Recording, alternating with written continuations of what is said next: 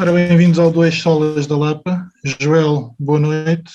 Eu sou o Tiago e hoje temos o Mário João Marques connosco. Mário, boa tarde. Boa tarde, Tiago. Boa tarde, Joel. Tudo bem? Boa tarde. Tudo contigo, Mário? Muito obrigado pelo convite, pá. Joel, começo com uma pergunta para ti. Sabes qual é o número do programa? 51. 51. Sabes qual foi o tema do programa 0?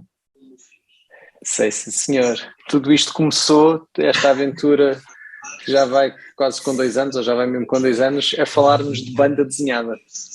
Portanto, 50 programas depois, cá estamos nós outra vez a falar dessa coisa maravilhosa que tanto gostamos. Bem, na verdade eu creio que hoje vocês gostam muito mais de banda desenhada do que eu. Eu sou um bocado, tu não sabes, Mário, mas a minha banda desenhada limita-se basicamente à Mónica, à turma da Mónica, ao Homem-Aranha e pouco mais. Já é alguma coisa. Mas não tenho tido um grande hábito. O Tiago é que nos últimos tempos até me tem despertado um bocadinho mais para outras bandas desenhadas, mas não tem sido uma coisa que eu tenho seguido muito, embora agora, também dado pelo Tiago, emprestado pelo Tiago, estou a ler o Maus, que eu ainda não tinha lido. Mas isso é uma obra-prima, pá. É um livro de banda desenhada que ganhou o Pulitzer, se não me engano. Pois. É, realmente, acabei há pouco o primeiro, ainda não vi, ainda não comecei o segundo volume, e realmente é um soco no estômago, é muito forte. Pois. Aliás, eu estou a ler um livro também que é um registro diferente, mas a temática é a mesma, que é, portanto, o nazismo, a ditadura hitleriana, mas é o mangá, portanto, a banda desenhada japonesa, feita pelo RG da banda desenhada japonesa, que é o Osamu Tezuka. Epá, e estou a ler os 4 volumes da história dos 3 Adolfos, pá, e é uma coisa, é uma verdadeira obra-prima mesmo. Eu esse ainda não fui lá, mas também está na long list. É uma obra-prima também. Mário, para quem não te conhece, queres fazer uma pequena apresentação tua? Claro, olha. Porquê que a gente te chamou aqui? Qual é a tua ligação à banda desenhada?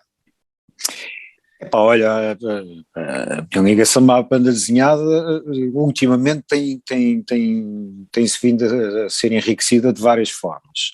A minha ligação à banda desenhada começou por ser como qualquer um de nós, como a vossa, provavelmente por sermos uns leitores e uns amantes apaixonados pela banda desenhada. Depois começámos a juntar a isso algum estudo, alguma curiosidade, algum colecionismo, começámos a ter amigos, começámos a ter interesses comuns.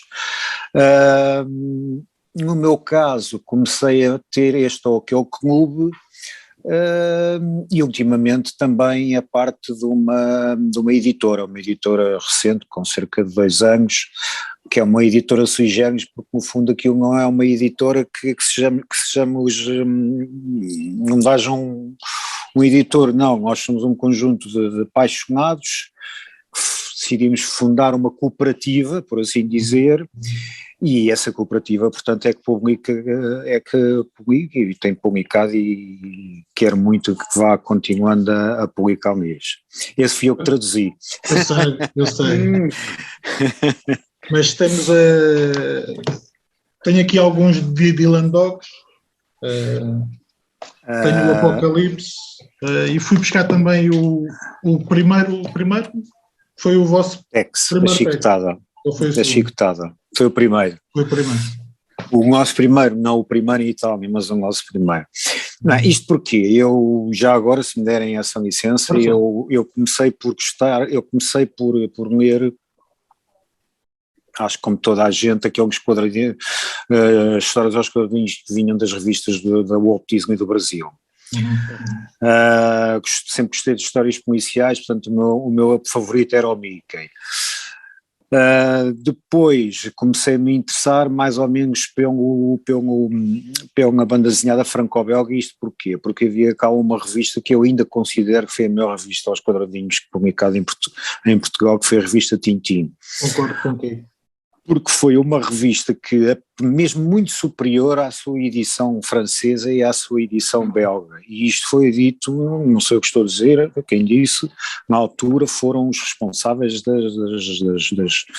das congêneres desses países. Porquê? Porque enquanto que a revista Tintin pertencia a um catálogo, principalmente que era a Le Lombard, que é uma das grandes casas editoriais que ainda existem, eles pertencem a um grande grupo, talvez o maior, que é a Mediatune, juntamente com a Dargaud e com a Dupuy, mas todas as outras revistas publicavam só os heróis e a parte do catálogo dessa tal Le Lombard, enquanto que em Portugal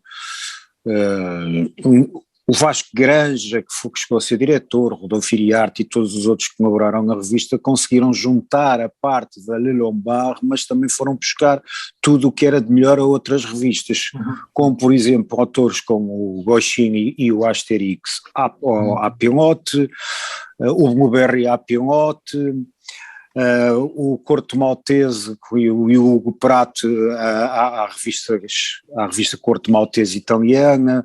Portanto, tudo isso tornou a revista Tintin uma revista que era uma coisa à parte. E daí o meu amor pelo franco-belga. Comecei a apaixonar-me por todos os autores, todos os heróis, tinha-os todos na ponta da língua.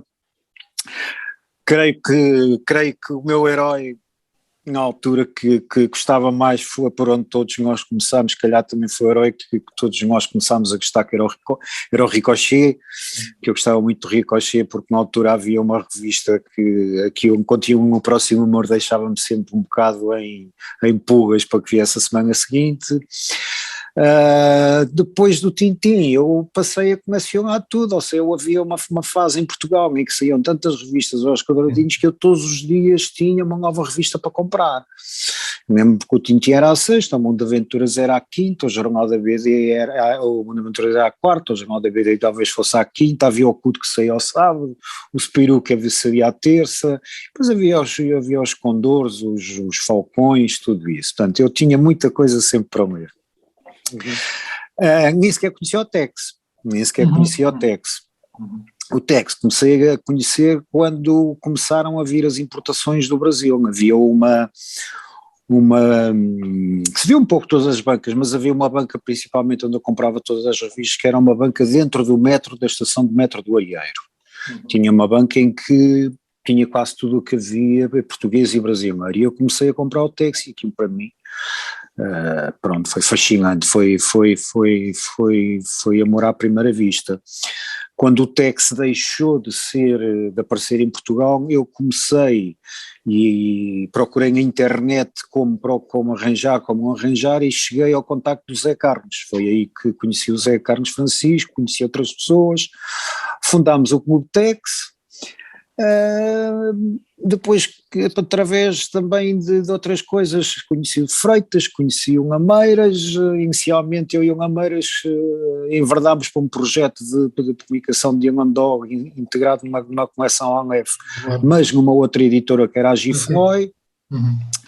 Até que a Gifloy preferiu, devido ao estado de saúde da Christine Meyer, portanto da responsável, preferiu que nós todos saíssemos, e foi aí, foi o toque para que nós fizéssemos uma editora, e penso que esteja a correr tudo bem. Portanto, foi assim que começou. Diz-me uma coisa, e é uma pergunta se calhar um bocadinho larga, mas e também se não tiveres uma resposta, porque eu acho que cá há várias respostas, mas de que forma é que o leitor português muda, ou o leitor de banda desenhada sem ser português muda, desde se calhar a década de 70, em que há essa prática das revistas de banda desenhada, até hoje em que parece que o nosso mercado está cada vez mais para os livros e se calhar até para as capas duras. É uma tendência mundial, Tiago, não é? não é exclusivo de Portugal. Uma das primeiras comunicações tem a ver com uma panóplia de diversões que hoje a juventude, que os adolescentes têm e que nós não tínhamos. Eu falo por mim. Os meus dias de férias, eu vivi num bairro nos Olivais que havia muita gente da minha idade, um bocadinho mais novos e um bocadinho mais velhos, e nós, as nossas diversões era estarmos em casa a ler, ou jogar o Monopólio, jogar o Petróleo, jogar o Spútio, ou era estarmos na rua sempre de manhã à noite a andar de bicicleta e a jogar à bola. Portanto, nós não tínhamos mais nada, e depois havia 2 canais de televisão, preto e branco, a maior parte dos dias não era era a partir de uma certa hora que transmitiu. Eu pessoalmente só tive o canal 2 a partir de uma certa altura. Nós, quando éramos os campeonatos da Europa e do Mundial, que não davam os jogos todos como dão agora, reunimos em casa deste e daquele. E, portanto, tudo o que foi surgindo de jogos de computador, de cartas de jogar,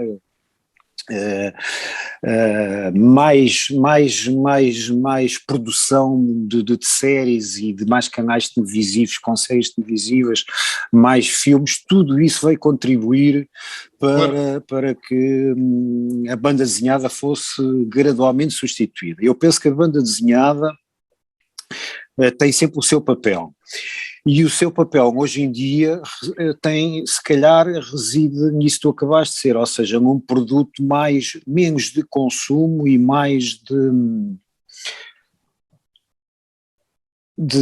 um produto, uma coisa que dá de grande valor, não é? Um produto já de coleção e um produto cultural, porque eu lembro perfeitamente que a banda, sempre conhecia a banda desenhada como chamada Longa Arte.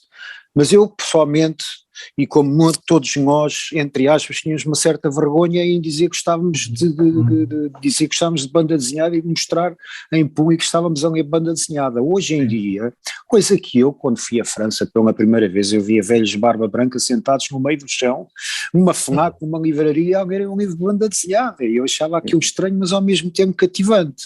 Claro. Pronto, porque isso é que era a própria Longa Arte em estado puro.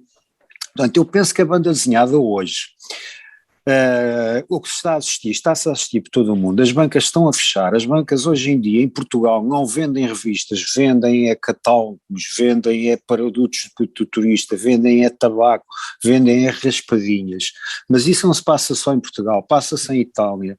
Quem acompanha a banda desenhada italiana chamada Fumetto vê perfeitamente que as queixas são as mesmas. A própria Sérgio Bonelli, editor, e para não falar das outras editoras, porque eu conheço melhor a Sérgio Bonelli, está a fazer produtos diretamente para a livraria.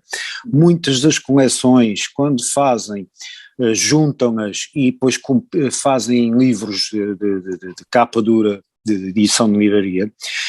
E o próprio editor e o próprio leitor brasileiro, que eu tinha durante muito tempo, julguei que fosse um leitor que se adaptasse melhor a este tipo de banda desenhada mais popular, no sentido popular de popularucho, de uma coisa de menor qualidade, pode ser feito papel jornal, um formato pequenino. Não, hoje também se está a assistir que o leitor de banda desenhada brasileiro também prefere a banda desenhada de qualidade e aquela que é vendida nas livrarias. Portanto, eu penso que tem a ver com uma panóplia de interesses que antigamente, e de diversões que antigamente não havia. Agora, não sou daqueles pessimistas que dizem que a banda desenhada vai terminar, pelo contrário, a banda desenhada vai continuar, e o Covid veio demonstrar isso mesmo. A banda desenhada aumentou nas vendas e a banda desenhada de qualidade tem sempre tendência a aumentar cada vez mais nas vendas. É a minha opinião. Mário, já agora, estavas a dizer que a tua editora, já agora como é que se chama a editora? Aceita. Ok, Aceita. Aceita tem cerca de 2 anos, portanto é uma editora que já nasce pós-pandemia ou ainda nasce pré-pandemia? Não, eu acho que nasceu ali a Resvés Campo de Ourique antes da pandemia. Okay. Sim, penso E que foi de repente, isso. como é que é todo esse processo? Ou seja, que demora uns meses, um ano, uma coisa a preparar uma editora, ok, vamos lançar uma editora e de repente entra uma pandemia que nos troca os planos todos. E como é que foi? Olha, João, isto foi assim, nós, como eu disse, eu tinha, há um amigo, uma pessoa que está no mundo da banda desenhada, que é um amigo, que é o João Miguel Nameiras, que tem um dos seus heróis preferidos, é o Dylan Dog, que por acaso também é um dos meus heróis preferidos, que é um herói italiano. Uhum. Talvez não foi mesmo o único herói que em Itália chegou durante uns tempos a vender mais que o Tex, porque em Itália o Tex é um monstro sagrado. E o próprio Umberto Eco diz que nunca ia para a cama sem antes ler um Dylan Dog. Portanto, isto só para dizer a importância de Dylan Dog. Eu e o João sempre gostámos muito de Dylan Dog e gostávamos de publicar o Dylan Dog em Portugal. E surgiu a oportunidade de publicarmos através de uma editora que é a Gifloy, que é uma editora até que se dedica mais aos cómics. E porquê a Gifloy? Porque a Gifloy na altura tinha como responsável editorial, a Gifloy é de uma dinamarquesa, a Christine Meyer, mas tinha como responsável editorial o José Hartwig de Freitas, que é das pessoas que mais percebe de banda desenhada em termos de edição de banda desenhada e do que é preciso fazer para editar banda desenhada. Uhum. E nós conseguimos, portanto, publicar, penso que ainda 4 Dylan Dogs com a Gifloy, que até tiveram o seu êxito. Quando a Christine Meyer, por questões de saúde, teve que ir para a Califórnia para junto do filho e dedicar-se residualmente apenas aos negócios da banda desenhada, fez as continhas e deu-nos portanto o que nós tínhamos vendido, fizemos as continhas e ficámos assim. Então o que é que a gente agora vai fazer? Vamos ter que continuar com isto.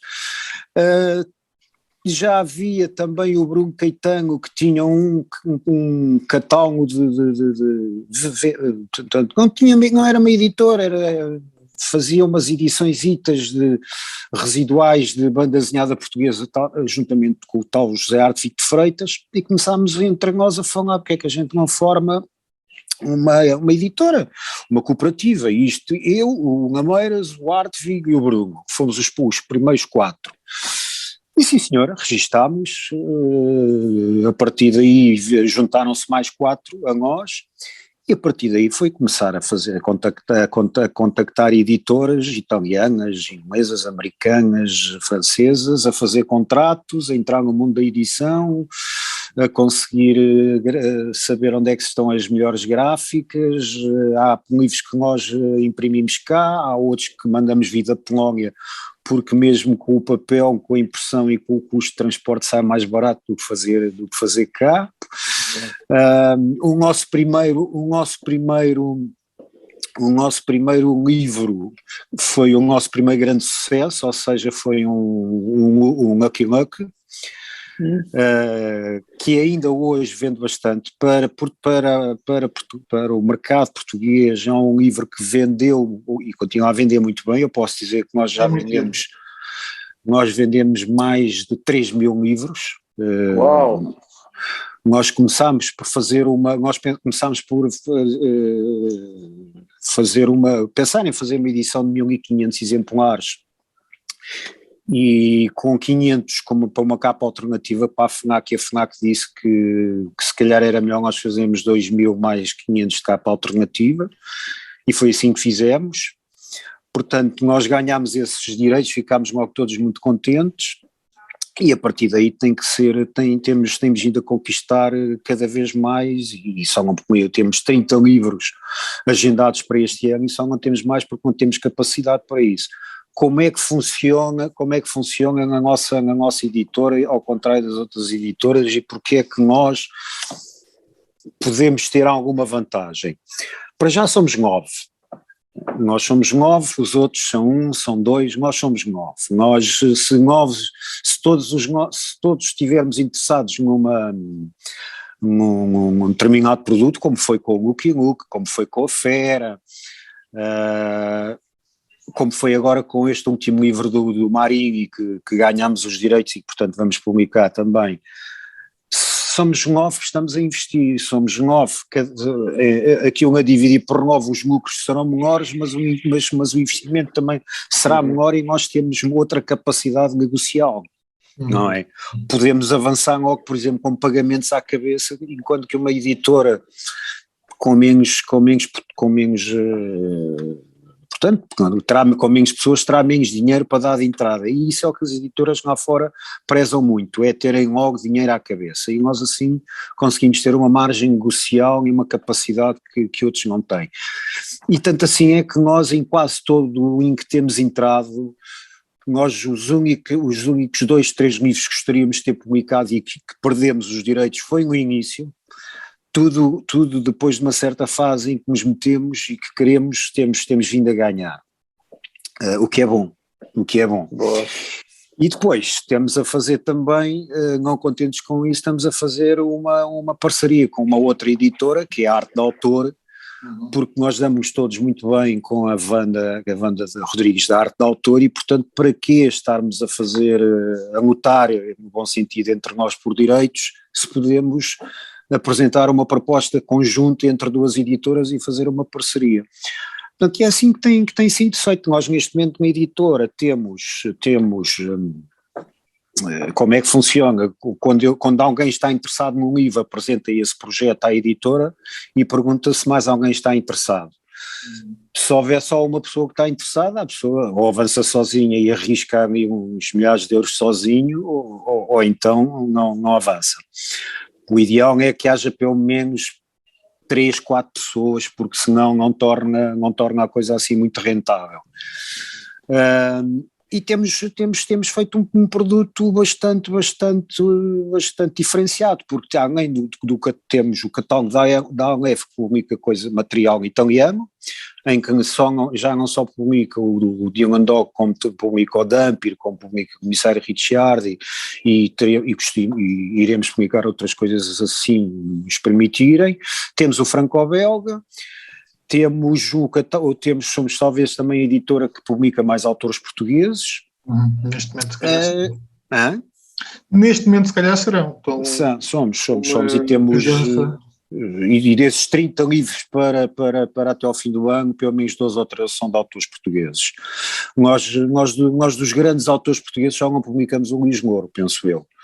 De resto, o Fábio Veras, o Manuel Morgado, a Joana Amosdi, a Joana Afonso, e o Penin, tudo isso somos nós que publicamos. E agora vamos entrar no mangá. Mangá. Isso eu não sabia. O mangá é, enquanto que se vendem 2.000 Lucky Lukis, vendem-se 20.000 mangás, não é? Por isso é em Portugal. Sim. Não fazia ideia. Portugal. O Aliás, mangá eu nem sabia vende que se dizia muito. mangá, eu sempre disse manga, não sabia que era mangá. Pode ser das duas maneiras, mas é mangá. Mas não tinha ideia que era assim tão forte.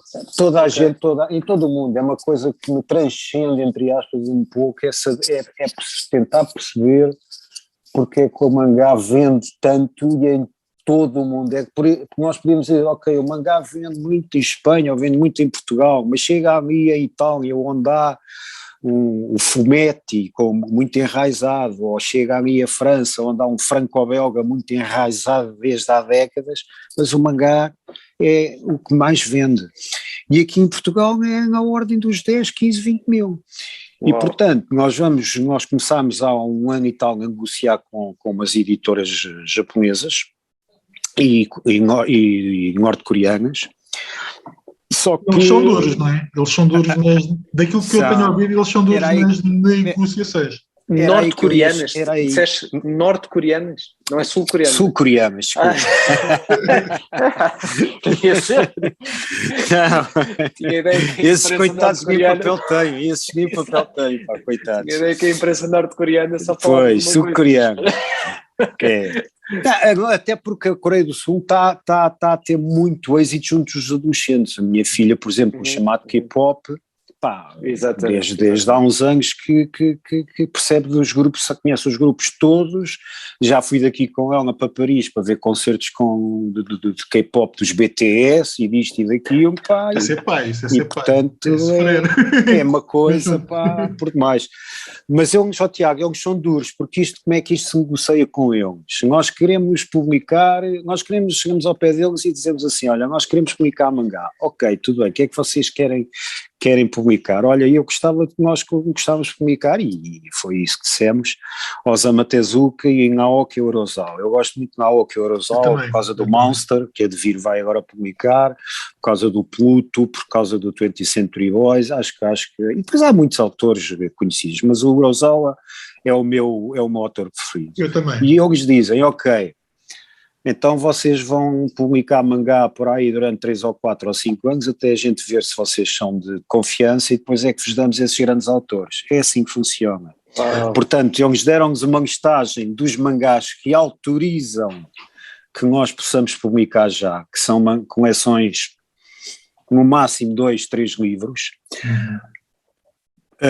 Nós mandámos para lá uma listagem então do que é que também queríamos e chegámos a um consenso, portanto, de 2 ou 3 para começarmos o catálogo. E vamos começar ainda este ano.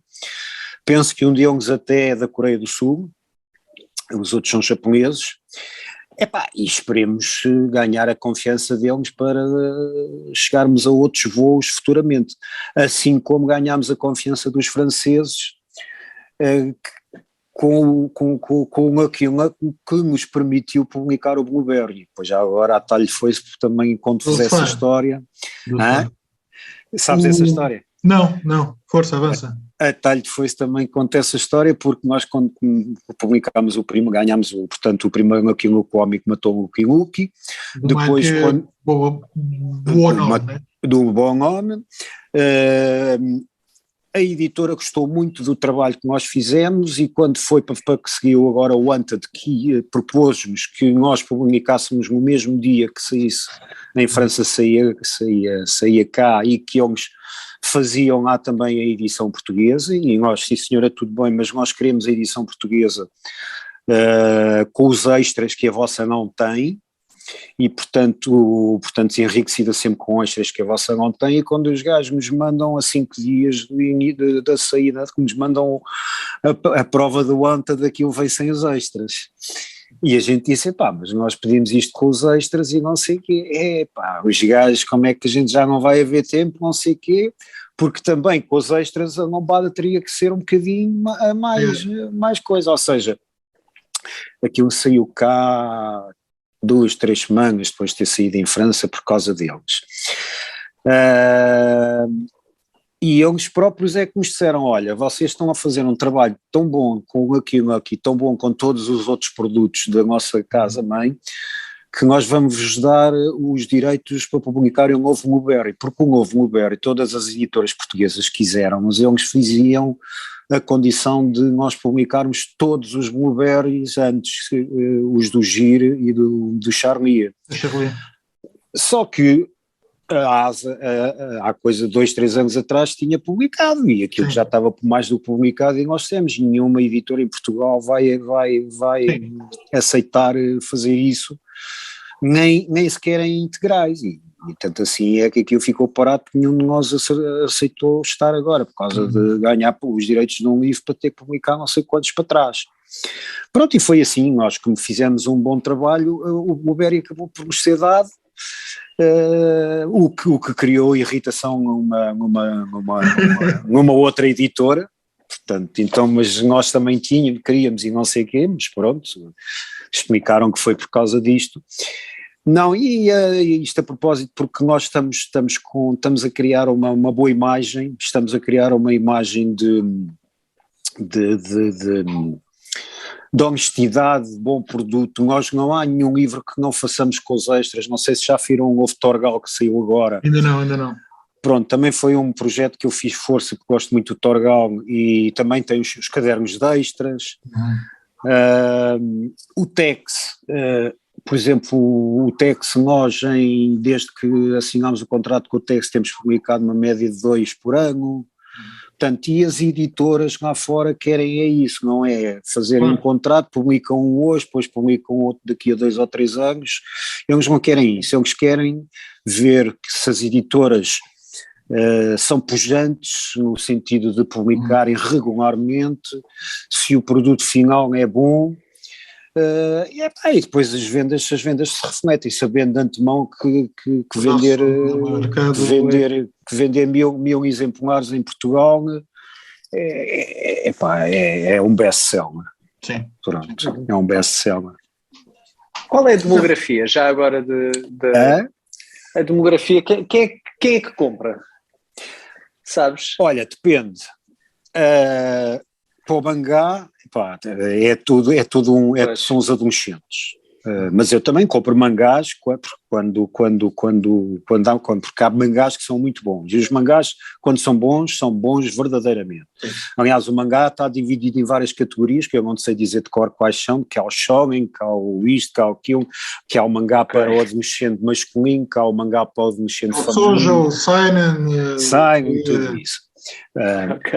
Antigamente a banda desenhada era para um nicho do adolescente, se calhar o máximo 40 anos.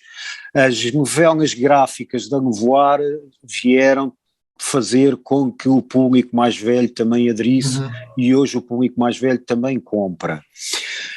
Se formos lá fora, em França, o público de todas as idades, e principalmente o mais velho, compra muita banda desenhada.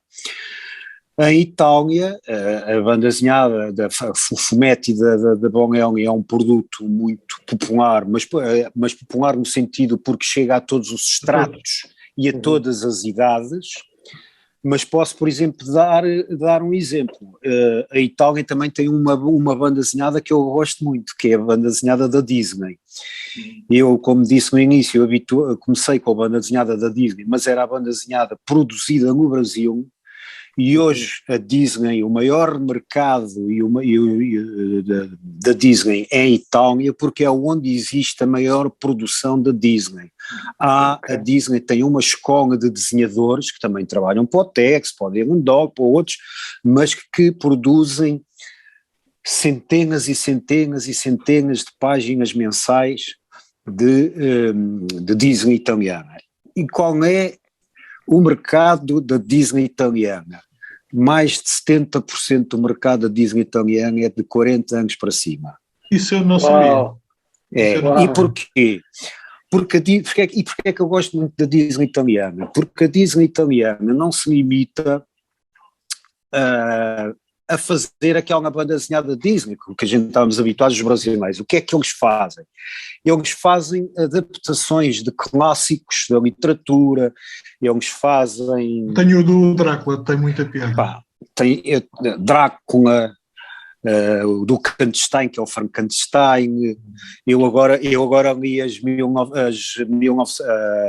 portanto, normalmente é as 20 mil léguas submarinas, portanto são as 19.999 mil léguas submarinas. Tem o Inferno de Dante também, não é? Tenho o Inferno de Dante também, ou seja, o Crime e Castigo, ou seja, e depois tem personagens que vão buscar à cultura pop. Tem, por exemplo,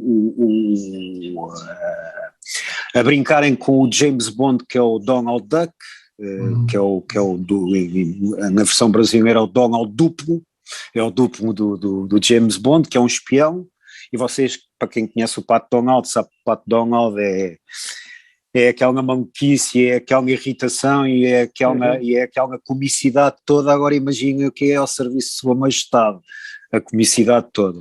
E portanto são produtos que são muito bons. Eu tenho muita coisa de Disney italiana por causa disso mesmo, porque acho que são coisas muito bem feitas, e depois não me limito a comprar os livros, entre aspas, aos quadradinhos. Gosto de comprar, portanto, os livros sobre os autores. Tenho muito livro sobre autores italianos de Disney, porque também os conheço sobre Tex e outras coisas. Olha, Mário, deixa-me perguntar-te uma coisa, porque já falámos algumas vezes do Tex. Isto foi é algo que eu tenho falado com o Joel, portanto, eu leio banda desenhada desde antes de saber ler, e lembro-me de devo ter entrado com o Tex logo no início, em miúdo, mas nunca achei grande piada. E, entretanto, na altura do primeiro confinamento, corri o risco e comecei a ler, e como tu sabes, já ando a mandar vir algumas coisas de Itália, e confesso, não será a minha personagem Bonelli favorita, porque aí quedo mais para o Dylan Dog, mas qual é que é o chamado, qual é que é o interesse que uma... Bem... Porquê é que eu gosto de Tex? Não, eu diria, até aos anos 80 nós estávamos habituados a ver muitos westerns na televisão. Hoje é uma coisa que já não aparece assim tanto. E, portanto, estamos a ver um género que já não está assim tanto na nossa cultura popular contemporânea, mas, por outro lado, é uma série que tem uma pujança incrível ainda hoje, e que a qualidade da escrita, para não falar também depois da arte, mas a qualidade da escrita é alta. Portanto, pegando nisto, mas também, o que é que te chama para o Tex? O que é que te chamou? Olha, vou-te dizer o que é que me chamou, mas antes de mais, isto que eu estou aqui a mostrar, é um livro que eu estou a escrever sobre o Tex há 10 anos a esta parte, e que penso finalmente publicá-lo este ano. Estão aqui quatro, isto está na página 226, são 4, e está no 4º capítulo, portanto isto é um livro que vai ter cerca de 400 páginas. Vai falar sobre quem é o Tex, o mito, as personagens históricas que entram na série, as mulheres, os ambientes, Tex e a história dos Estados Unidos. Vai falar sobre os criadores, vai falar sobre os argumentistas, vai falar sobre os desenhadores, vai falar sobre os capistas, porque em quase 80 anos de atividade houve, pelo menos na série regular ainda, só houve 2 pessoas que fizeram, 2 desenhadores que fizeram capas, e depois no fim vai ter um capítulo mais pequeno que vai ser o modelo, e é nesse capítulo modelo que eu tento, é no capítulo sobre o mito e no capítulo do modelo que eu tento mais ou menos explicar quem é o Tex e as razões de um sucesso. Bem, eu acho que ainda ninguém conseguiu explicar a contento porque as razões de uma série nascida em 30 de setembro de 1948 ter tido o sucesso que teve até hoje. Há um conjunto de razões, mas, por assim dizer, não há uma que se calhar que sobressaia sobre a outra. E há um conjunto de razões, mas há umas que vão sobressaindo sobre as outras em termos temporais. O Tex começa por ser a ter muito sucesso em 30 de setembro de 1948 porque é um herói da ação que tende a distrair os italianos do pós-guerra, quando tinham acabado de sair de uma, como toda a Europa, de uma realidade muito dura, de uma realidade de penúria, tudo era negro, tudo era pobre, havia desemprego, e o Tex tende a tornar, a ser uma personagem que encarna, não direi a diversão, mas que encarna aquilo que o italiano, uma certa evasão que o italiano ansiava. Talvez este seja, portanto, o primeiro grande justificação. Mas se a personagem não tivesse a sua personalidade e não tivesse a sua importância, isto ao longo dos anos desapareceria como outras. Ia se dissipando, até porque o Tex é da pátria em que se há um certo, onde existe onde nos anos 70, penso eu, há um revisionismo da banda desenhada e surge uma chamada banda desenhada de autor, nomeadamente com o Ken Parker e com o Corto Maltese e com o Dylan Dog também. Mas o Tex podia ter ido abaixo nessa altura, mas não foi. Para mim, o Tex, acima de tudo, tem a sua importância porque nunca desvirtuou os seus valores. O Tex foi a primeira banda desenhada de cowboys que nunca fez nada a preto e branco. Em Tex existe o cinzento. Os índios nem todos são maus, nem todos são bons. Os brancos nem todos são maus, nem todos são bons, e o Tex, acima de tudo, é um justiceiro, é um homem que está acima da lei, no sentido em que não ultrapassa a lei por ultrapassar, mas se tiver que chegar à justiça, se tiver que ultrapassar a lei para ser justo, ele faz isso. No fundo, Tex é aquilo que todos nós gostaríamos de ser, é aquilo que nós gostaríamos que o nosso vizinho fosse, é aquilo que nós gostaríamos que o político fosse. E se calhar hoje em dia uma personagem como o Tex ainda se torna mais atual por causa disto, porque o Tex luta contra o corrupto, contra o banqueiro, contra o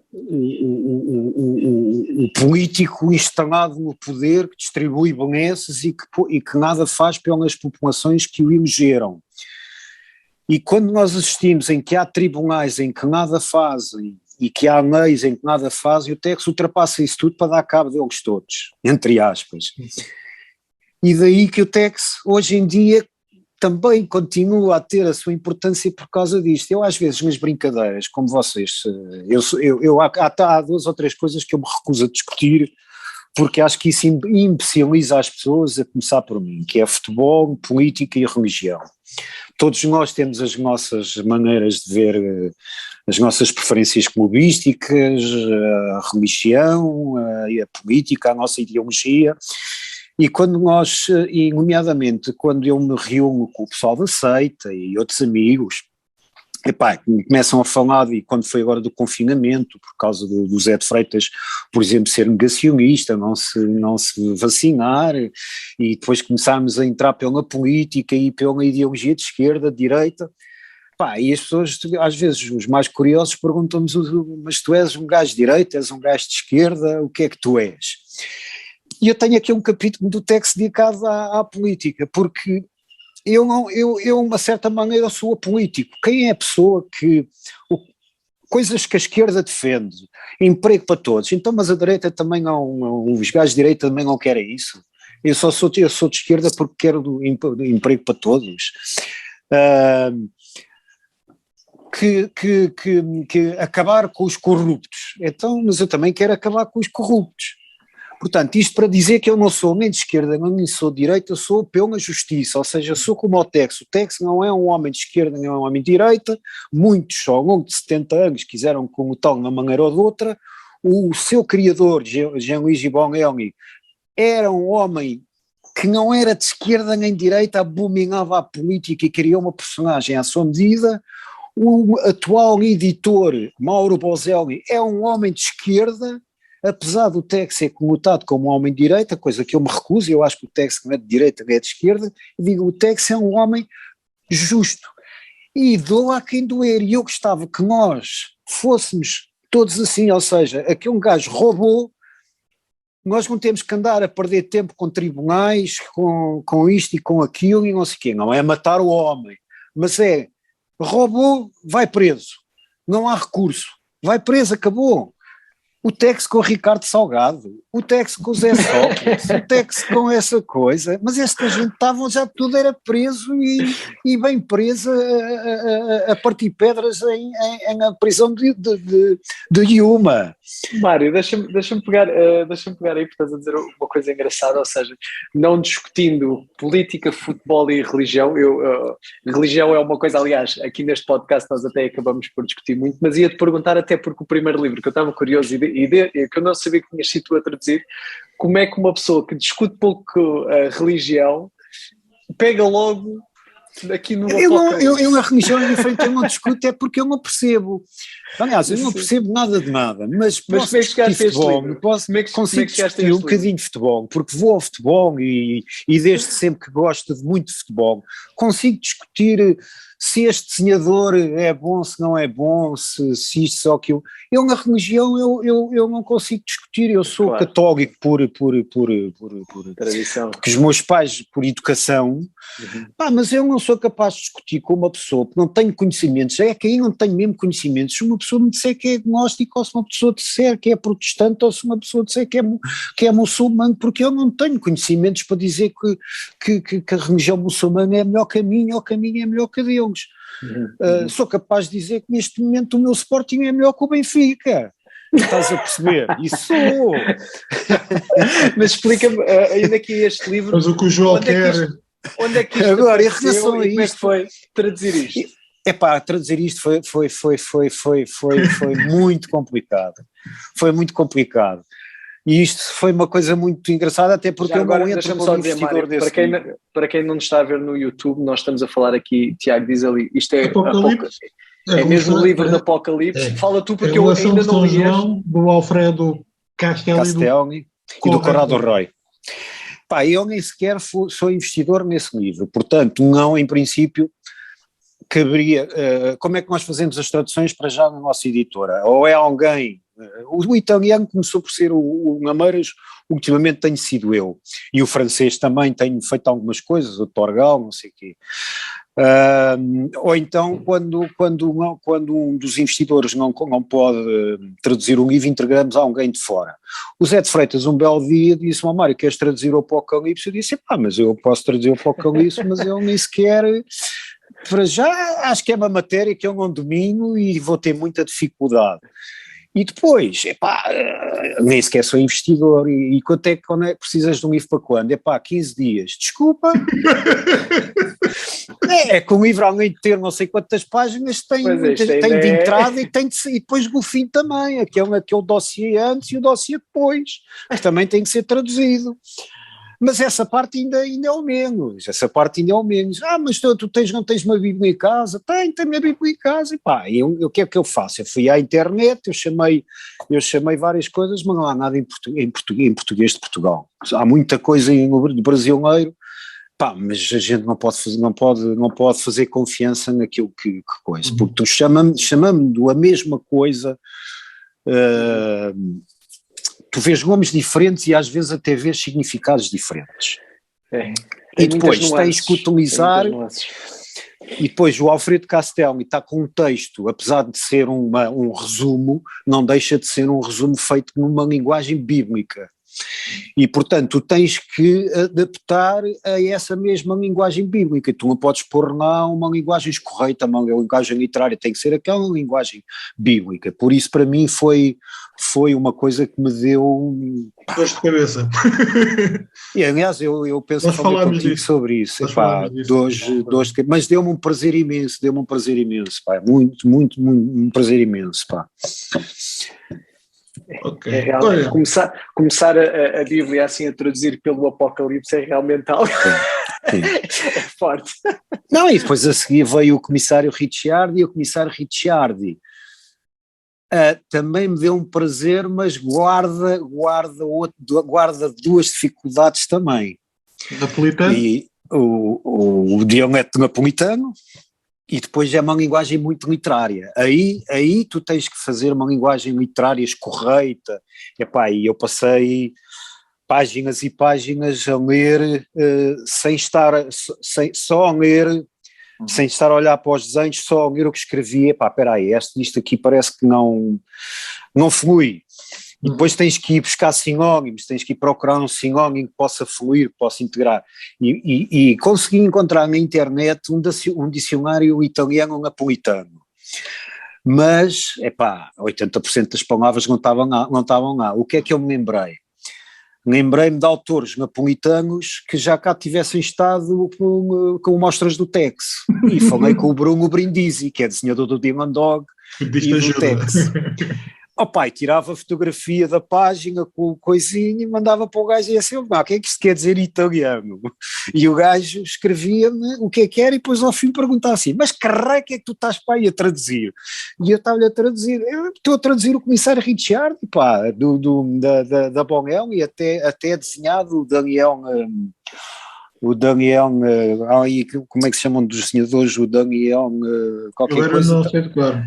Também é teu amigo e é napolitano, pá, portanto, coisa. Pá, e lembro-me que, por exemplo, o Assage, essa ficou-me. A Assage é a Graça Emília, muito obrigado, é assim um grande agradecimento, mas há palavras que se conseguem traduzir bem, há outras que são completamente diferentes. Sabes que eu não tinha, eu os primeiros 4 li na versão da Norma e depois comprei 2 em italiano e aí é que eu percebi. E estás a gostar? Não, tudo. É muito bom. Eu acho que das coleções que estou a fazer em termos de livraria da Bonelli, também porque eu gosto muito de policiais, mas eu diria que é a minha favorita. Eu também gosto muito. O nível é muito alto. Claro, também gosto.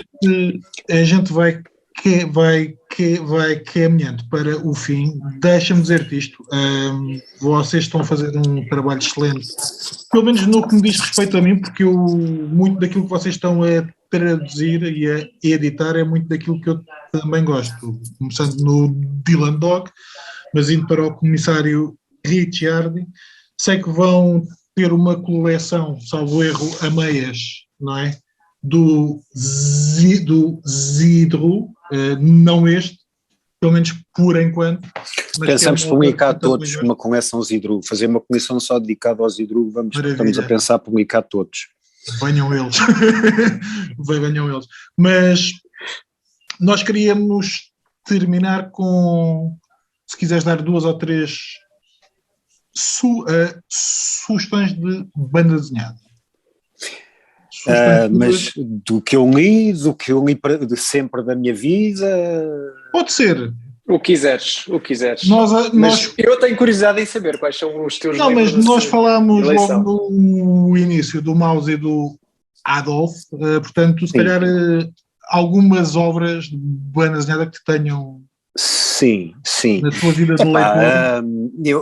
Eu sou suspeito porque eu, como já repararam, há pessoas que gostam de text, há pessoas que gostam de cómics, há pessoas que gostam de banda desenhada. Eu integro-me nesses que gostam de banda desenhada porque, como vocês já viram, eu leio tudo, desde o francês, do francófono, os autores portugueses, o franco-belga, o mangá, a Disney, os cómics, eu leio tudo. E em todo um lado eu tenho encontrado coisas muito boas. Posso começar pelo mangá em que a história dos 3 Adolfos falta-me acabar, mas já deu para ver que é muito bom. Mas para mim a obra-prima é o Monster. É o Monster do Naoki Urasawa. Muito bom. Que a Devir vai começar agora a publicar. Eu tenho a versão francesa, que são 22 livrinhos pequeninos. A Devir compilou aqui como aos brasileiros. É duplos. Em 4 ou 5 coisas. Acho que são 7. Acho que são 7. Pronto. Quem puder comprar e ler é muito bom. Eu tenho os 2 primeiros, vale muito. É muito bom. Se formos para a banda desenhada portuguesa, eu posso dizer que ultimamente li 2 livros. Isto não é puxar a sardinha aos livros publicados pela minha editora, até porque eu não entrei nesses, mas eu confesso que fiquei agradavelmente surpreendido com 2 livros que li, que é o último do Fábio Veras, são o último do Fábio Veras e o último do Penin. Eu não me lembro agora, são dos nomes, saíram os 2 na Amadora. Gostei muito. São 2 livros que vão ter, são 2 partes, outro são 4 partes, mas tanto o Umbigo do Mundo, não é? O Umbigo do Mundo, exatamente. E o Homem de Lugar Nenhum. E o Homem de Lugar Nenhum, exatamente. O Umbigo do Mundo do Penin, penso que vão ser 4 partes. É um livro que a gente ainda não sabe bem onde é que aquilo vai, e portanto eu tenho quase a certeza que quando vier o segundo vou ter que reler o primeiro, quando vier o terceiro vou ter que reler o primeiro e o segundo e assim sucessivamente. Mas pessoalmente gosto do Penin e acho que a história está muito boa. O Homem no Lugar Nenhum começa-se a perceber onde é que aquilo quer ir, e eu considero o Fábio Veras, um dos grandes nomes, um grande desenhador. Eu pedi-lhe um autógrafo e ele desenhou um autógrafo em pé, como se tivesse uma paragem de autocarro. E é uma pessoa espetacular, muito simpática, que teve também um livro anterior que nós publicámos, que é Os Filhos do Rato, que também é muito bom. Epá, e depois temos a Balada para Sofia, que é uma obra-prima, e mesmo que eu não fosse, é feita por duas pessoas simpaticíssimas, que estão sempre disponíveis. Passando ao franco-belga, eu sou um franco-belga, eu tenho no franco-belga 5 monstros sagrados, já morreram todos. É o Hergé, é o Uderzo, é o Gigé, é o Franquin, é o Goscinny, e penso que não me esqueci de nenhum. Isto para dizer o quê? O Tintin continua a ser o meu herói. Eu sou um tintinófilo, também esqueci-me de dizer que faço parte de um grupo de amigos Tintin, que regra geral encontramos, almoçamos e debatemos e falamos e isso tudo. Mas eu sou o mais novo, todos eles têm de 60 para cima. O Tintin é daquelas séries que eu leio os livros várias vezes e encontro sempre qualquer coisa diferente. E acho o Hergé um visionário. Hoje em dia há muitos autores que eu gosto, há muitos autores no franco-belga que estão a despontar. Eu acho que há uma pessoa que escreve muito bem, que é o Alcante, escreve muito bem. Acho que há uma pessoa que também escreve muito bem, que é francês, mas viveu muito tempo na Suécia, e ele fez a adaptação dos livros onde é que eu tenho os livros? Do Stieg Larsson, que ele fez a adaptação para a banda desenhada dos livros do Stieg Larsson, que não me lembro do nome do sujeito, mas que também é muito bom. E vocês preparem-se, por exemplo, no franco-belga nós vamos lançar agora o Berry do Christophe Blain e do Johan Sfar, vamos publicar o Nevada, que é uma coboiada, passa-se no princípio, é uma coboiada, não é bem uma coboiada, é uma história de cowboys, só porque se passa no Velho Oeste, mas que se passa nos primórdios do cinema de Hollywood. Portanto, é uma história desenhada pelo Colin Wilson e escrita pelo Matz, que também é um dos meus autores preferidos. E também vai sair uma história em 4 partes, vai ser o primeiro que é o Nautilus, que mistura James Bond com Júlio Verne, e a geopolítica russa com o Império Britânico no início do século passado, também é muito bom. Pronto, e dentro do franco-belga há sempre o Asterix, há sempre o Lucky Luke, há sempre o Blake e Mortimer, mas o Blake e Mortimer estes últimos não tem. Sucedâneo. Tem, não tem, e eu continuo a achar, eu às vezes lá está as tais discussões que eu consigo, eu fico com os mesmo as pessoas não estando de acordo, ao contrário da religião, na banda desenhada eu consigo ter discussões do género, dizer que para mim o André Juliar é dos desenhadores do Blake e Mortimer, aquele que tem mais técnica, mas é para mim o menos dotado para desenhar o Blake e Mortimer. E isto vale o que vale, e o Freitas, quando eu disse isto, o Freitas disse, mas olha que nem toda a gente consegue ver isto, mas para mim o André Juliar é um supra-sumo do desenho, é um virtuoso do desenho, é de todos os desenhadores do Blake e Mortimer aquele que tem mais qualidade, mas para desenhar Blake e Mortimer se calhar não é o melhor. Pronto, isto se calhar é um contrassenso, não é? Por exemplo, toda a gente gosta de Herman. Eu acho que o Herman era bom quando desenhava o Oasis em Chamas com o Bernardo Prança. Hoje em dia não, e mesmo nessa altura não sabia desenhar mulheres. E por falar em mulheres, há um autor que eu gosto muito, que é o meu autor preferido, que é o Marini. Quer dizer, é o Marini, que conheci em Angoulême antes do Covid e que fiquei muito contente de termos conseguido os direitos. Sim, eu disse ao Freitas, Freitas, Tu não vais ter com o editor e dizeres o que é possível, tu não vais dizer que damos isto ou que damos aquilo, tu vais perguntar o que é preciso dar para sermos nós a ficar com aquilo, pá. Ok, Mário. E pá, e depois a Itália, pronto, a Itália, falta-me a Itália, que toda a gente sabe que eu gosto do Tex, mas que eu coleciono todas as séries italianas, Por tua causa agora estou no Nathan Never. Por tua causa. Olha, e ontem uma série do Nathan Never muito boa. Eu gosto muito do Nathan Never, gostava de publicar a origem do Nathan Never. Aquela minissérie em seis partes, muito bem desenhada e tudo, portanto, eu gosto muito da banda desenhada italiana, desse tipo de banda desenhada, por causa de ser popular, ou seja, se calhar 50% das coisas não prestam, não têm a mesma qualidade que os outros 50%, mas a Bonelli é a maior editora em termos de número de publicações do mundo, publica mais que a Marvel, por exemplo. Passando para os cómics, e para terminar, foi o Zé de Freitas que me levou para os cómics não é só super-heróis, mas também gosto deles. Também gosto muito de super-heróis, mas o super-herói preferido é o Demolidor, e depois o Batman, talvez que são os mais psicológicos, talvez porque sejam aqueles que não têm um verdadeiro superpoder, o superpoder deles está na inteligência, mas depois gosto daqueles cómics de independentes que gosto muito do Jeff Lemire, adoro o Jeff Lemire. Nos últimos anos é o meu favorito. Adoro. E só para terminar, e por causa dos super-heróis, eu também digo aqui que o Tex, para mim, e é uma das coisas que eu também explico aqui, o Tex no fundo é aquele super-herói, é um verdadeiro super-herói, porque já teve para morrer muitas vezes para levar bolas, não sei o quê, mas luta contra tudo e contra todos, e no fundo é um super-herói que não precisa de capa, nem precisa de espada, não precisa de nada. Mas pronto, depois este ano vê se eu publico isto.